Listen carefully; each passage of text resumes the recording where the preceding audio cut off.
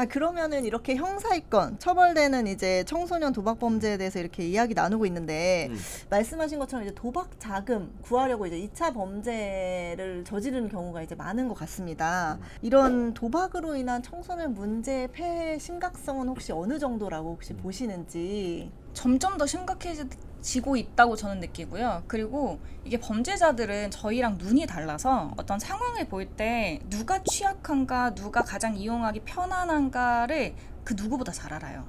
저는 사실 그 생태계 같다라고 느끼는 것이, 우리는 그냥 좋은 풍경이다라고 보지만 사자는 걸어가면서 저기 영양이 있네, 저기 어린애가 있네, 쟤를 잡으면 오늘 하루는 괜찮겠다 라는 생각을 한다는 거죠. 근데 범죄자들의 눈은 대부분 그렇거든요. 그래서 사람들이 뭐 사이코패스나 연쇄살인범이 잡히면 와, 지능이 높은가 보다라고 생각하시는데요. 안 그래요. 하루 종일 그것만 생각하기 때문에 우리보다 뛰어난 겁니다.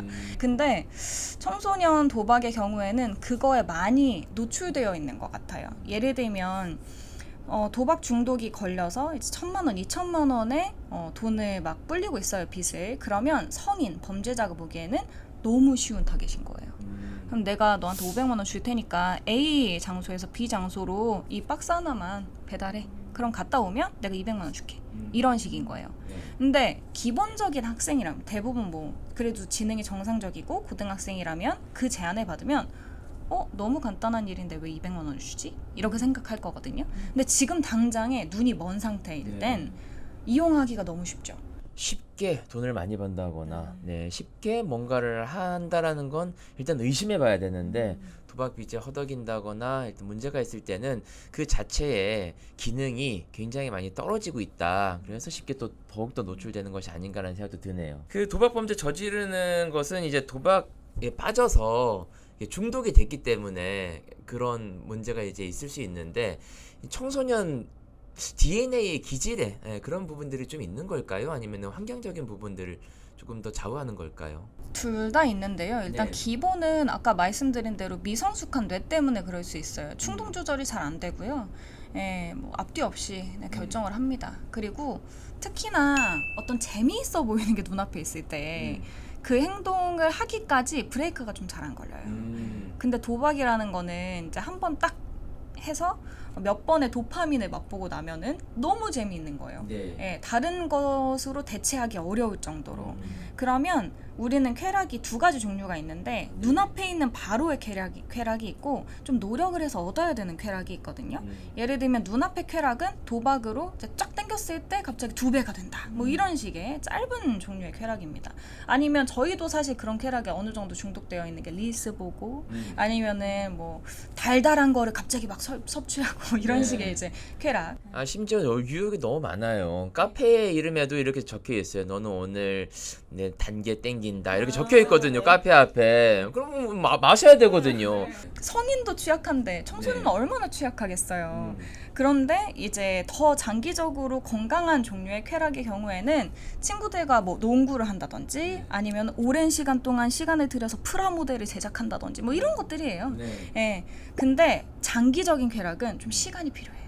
이게 재미있구나라는 걸 느낄 때까지는 좀 시간이 필요합니다. 근데 그 시간을 들이기 전에 이미 이거에 중독된 상태면 얘를 더 이상 바라볼 수가 없어요.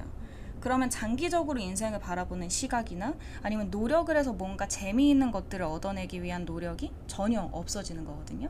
그게 저는 사실 도박 중독에서 가장 청소년을 갉아먹는 게 아닌가라고 생각을 합니다. 아까 이제 말씀하셨던 것처럼 이제 어린이들 그리고 청소년들은 스스로 자제할 수 있는 능력이 성인보다는 조금 떨어지기 때문에 우리 부모님들이 조금 더 관심을 가져서 조금 더 장기적인 것에 좀 집중할 수 있는 것에 습관을 들일 수 있는 뇌를, 좀 강한 뇌를, 건강한 뇌를 만드는데 좀 도움을 주시면 어떨까 이런 생각도 드네요. 그리고 제가 만나면서 놀랬던 거는 되게 지독해요. 그 도박 사이트가. 한 번이라도 들어가면 그 다음에 어떻게 알았는지 계속 문자가 와요. 문자, 카톡, 뭐 DM 이런 걸로 사이트가 변경이 되고 다른 사이트가 되더라도 계속해서 와요. 그러니까 이 친구들이 끊어내려고 해도 어떻게 알았는지 계속해서 연락이 오는 거예요. 그곳에서도 이제 알고리즘이 아주 지독하군요. 네, 맞아요. 우연히 도박에 관여가 됐다 그러면은 계속해서 알고리즘이 이 친구는 이쪽에 관심이 있구나, 이쪽에 좀 발을 들이기 쉽구나 하면서 굉장히 이제 들어가는데 성인보다 오히려 청소년들이 취약하다는 점 우리가 좀 알아야 될 것 같다는 생각도 들고 비행 청소년들이 이게 돈 문제에 빠지는 것, 범죄에 빠지는 것, 도박 문제에 빠지는데 굉장히 좀 취약할 수 있는데 청소년들이 돈에 왜 이렇게 좀 민감한지 청소년들에 있어서는 돈은 어떤 의미를 가진다고 생각하실까요? 이거는 제가 최근에 느끼는 점인데요. 네. 청소년들의 범죄가 유형이 좀 달라지고 있거든요. 네. 근데 그거의 핵심이 돈이에요. 이게 청소년기에 성인인 척 해보셨나요? 청소년기의 성인인 척. 어른이 된 것처럼. 저는 그런 적은 없습니다만 고등학교 때 어디만 가면은 군인이냐고 물어보는 케이스가 있어가지고 네. 네. 대부분 청소년들은 네. 성인처럼 살고 싶어요. 네. 그래서 청소년기에 화장도 더 열심히 하고 맞아요. 그리고 짧은 치마도 입고 이런 네. 행동들을 보입니다. 근데 돈은 결국 사회에서 돈이 어떠한 가치를 가지는가가 청소년에게 직격탄을 준다고 생각하는데요. 네. 현재는 그러니까 옛날에는 사회에서 통용되는 가치가 명예, 뭐 이타적인 태도, 네. 아니면은 사회적 힘 이런 것들이 되게 높은 가치로 쳐졌죠. 그런데 지금은 돈입니다. 그러니까 좀 청소년들이 좋아하는 추앙하는 연예인들이 보통 막 플렉스하고 명품 사고 이런 삶을 즐기는 거예요. 네. 그러면 아 진짜 멋있는 어른이라는 건 결국에 돈이 많고 돈을 자기가 쓰고 싶은 대로 마음껏 쓰는 삶이구나 네. 라는 생각을 하게 되는 거예요. 근데 청소년의 삶에는 절대 이걸 이룰 수가 없습니다. 일을 못 하잖아요. 네. 그러니까 현재와 이상의 괴리가 굉장히 멀죠. 네. 근데 보통 이렇게 현실과 이상의 괴리가 멀면 멀수록 불법적인 방법으로 이 갭을 채우려고 합니다. 네. 그건 성인도 마찬가지예요. 그런데 청소년의 경우에는 이게 손에 닿는 여러 가지 방식이라는 거죠. 그것 중에 하나가 도박입니다.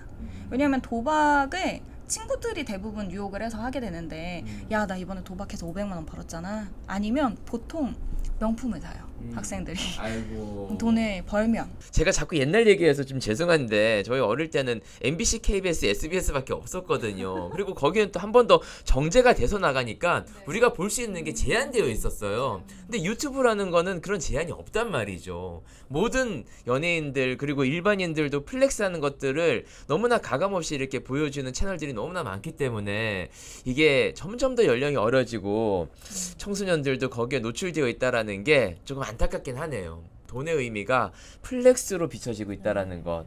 네, 이거 어떻게 교육해야 됩니까? 이거 선생님, 이거 어떻게 교육해야 돼요? 이거를 사실 저도 범죄심리학 쪽에 있으면서 정말 난제거든요. 이거는 아주 어릴 때부터 성실한 삶에 대한 값을 계속해서 리마인드 해주는 게 제일 방법일 것 같고요. 그리고 사실 굉장히 어렵습니다. 그럼에도 불구하고 우리는 이 도박 문제 그리고 이 범죄 문제 예방도 하고 또 나름대로 어떤 활동도 해야 될 것 같은데 그런 활동 차원은 어떤 게 있을까요? 지금 그나마 조금 좋게 생각이 드는 부분은 전체 미디어의 트렌드가 좀 달라지고 있기는 해요. 옛날에는 플렉스, 돈 쓰고 이런 거에 대한 자랑이었다면 지금은 트렌드가 조금 바뀌어서 노력해서 자기가 멋진 삶을 이루는 것에 대한 콘텐츠가 좀 비율이 높아지고 있거든요. 동기부여. 네. 그래서 뭐 예를 들면 뭐 100일 챌린지 이런 것들이 이제 굉장히 유행을 하고 있어요. 그래서 어떻게 보면 미디어 안에서도 자정작용이 발생하고 있는 것이 아닌가라는 생각이 많이 들고요. 그리고 청소년들은 어차피 다 규제를 해도 몰래 다 합니다. 그래서 저는 그 미디어에 더 집중하고 이거에 영향을 많이 받는 친구들은 부모와의 시간이 적거나 아니면은 통계적으로 봤을 때도 체육 시간이 적거나 이런 활동들이 적을 때 더 많이 발생하거든요. 그래서 교육이나 혹은 가치에 대한 교육이 조금 더 많은 비율로 교육 시스템에 탑재되어야 하는 게 아닌가라는 생각이 듭니다. 실제로 중독에 대한 여러 가지 심리학 연구가 있는데요. 사회심리 연구 중에 쥐공원이라는 쥐공원. 공원. 네. 보통 우리가 실험실을 생각해 볼 때 작은 박스 안에 쥐들이 막 들어가 있잖아요. 이제 이 친구들을 데리고 중독을 실험한 케이스예요. 근데 얘네들이 어떻게 해도 중독이 쉽게 되는 거예요. 마약이 든 물과 마약이 안 든 물 둘 중에 뭘 선택할까를 계속 하는데 다 마약 든 물만 먹어요, 이 친구들이. 그래서 어떻게 하면 얘네들이 이걸 선택하지 않을까라는 생각에서 한 심리학자가 얘네들이 살고 있는 환경이 너무 열악한 게 아닌가? 라는 생각을 해요. 그래서 쥐 공원을 설계합니다. 크게 네. 쥐 공원을 만들어준 거예요. 테마파크 같은 걸 네, 만들었다고요? 맞아요. 그래서 쥐가 막 자유롭게 놀 수 있게 넓은 공간에다가 좀 적은 수의 쥐를 풀어놨어요. 그리고 거기에 물과 먹이를 두는데 물에는 이제 마약이 든 성분이 있는 것 그리고 그냥 물을 둡니다. 그래서 자유롭게 먹도록 하는 거예요. 이 심리학자는 옆에서 보면서 이제 마약 든 물을 몇 번 먹는지 그냥 물을 몇 번 먹는지 체크를 합니다. 차이가 있었을까요? 있었으니까 얘기하셨겠죠. 맞습니다. 네. 이 친구들이 마약에 든 물을 그러니까 언제든 액세스를 할 수 있음에도 불구하고 잘 안 먹어요. 왜냐하면 그걸 하지 않아도 충분히 삶이 너무 즐거운 거예요. 근데 이게 마약 중독에 대한 실험이기는 하지만 중독은 심리학적으로 메커니즘이 비슷하거든요. 네.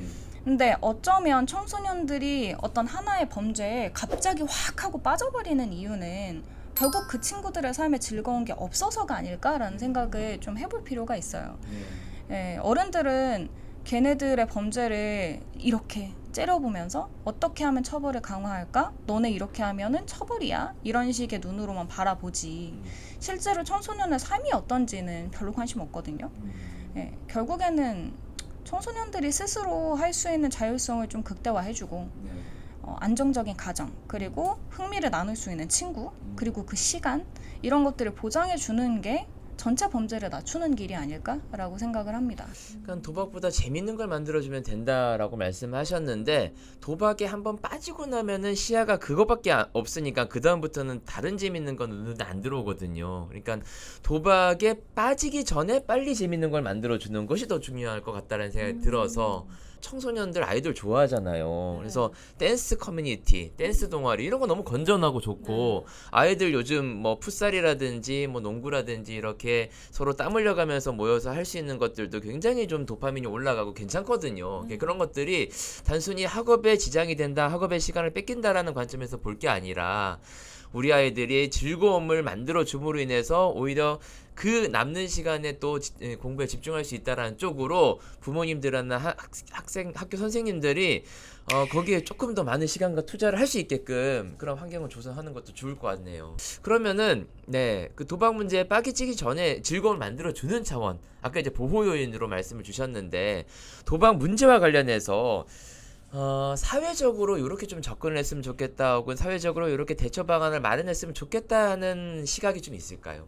일단 앞서 말한 케이스처럼 전 몰랐는데 클릭해서 들어갔더니 도박 사이트였어요. 근데 재미있어 보여서 한번 해봤는데 그 다음엔 안 했어요. 라는 게 생각보다 비율이 넓거든요.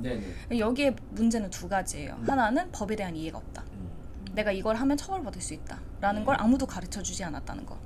대부분 법 교육은 학생들이 경찰서에 들어와서 처벌을 받을 때 받습니다. 그러니까 법을 미리 아는 게 되게 중요해요. 두 번째는 걔네들을 온라인상에서 보호할 수 있는 방법이 필요해요. 왜냐하면 그 사이트를 받았다는 건 이미 뚫렸다는 뜻입니다. 그래서 이런 유해한 환경들이 오프라인 상에서는 지금 보호하고 있잖아요. 예를 들면 경찰서 몇 미터 안에는 유흥이나 이런 유해 환경이 들어갈 수 없도록 부동산에서 보호를 하고 있어요. 그런데 온라인 상에서는 아직까지 그게 굉장히 좀 어렵습니다. 그래서 이런 부분에 대한 보호가 필요하지 않나. 얘네들이 계속 들어오거든요. 근데 얘를 좀 잘라줘야 얘 만약에 중독이 됐다 하더라도 치료를 받고 나는 이제 다시는 안 할 거야 해도 계속해서 이렇게 유혹이 오는 거거든요. 알코올 중독자한테 소주병 여기다 계속 놓는 거랑 다름없는 거예요. 손만 뻗으면 마실 수 있는 거. 네, 그렇게 되기 때문에 그 사이트에 대한 검열과 청소년이 온라인 상에서 보호받을 수 있는 법률이나 정책 그리고 제도 같은 것들이 필요할 것 같아요. 유해업소 같은 경우에는 공간이 있고 또 가시적이기 때문에 눈에 띄어서 거기에 건물을 못 짓게 하면 되는 건데 이 사이트 같은 경우에는 눈에 보이지가 않거든요. 한 번 걸리면 또 우회 사이트, 또 한 번 걸리면 또 우회 사이트. 굉장히 전문가예요, 또 그분들이. 그러다 보니까 이게 쉽지가 않은데 그럼에도 불구하고 끊임없이 그 유해 사이트를 차단하는 노력들이 선행되어져야 되고 우리 아이들이 법의 지식과 이해도가 부족하기 때문에 또 거기에 자기도 모르게 발을 들이는 경우가 많기 때문에 교육이 도박이 선행돼야 된다는 거 굉장히 필요할 것 같네요. 네.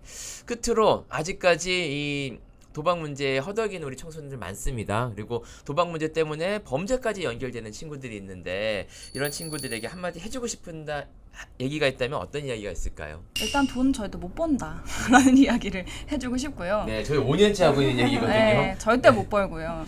그리고 그걸로 돈을 벌어 보면 그 다음에 성인이 돼서 제대로 돈 버는 경험을 할 수 없을 거예요.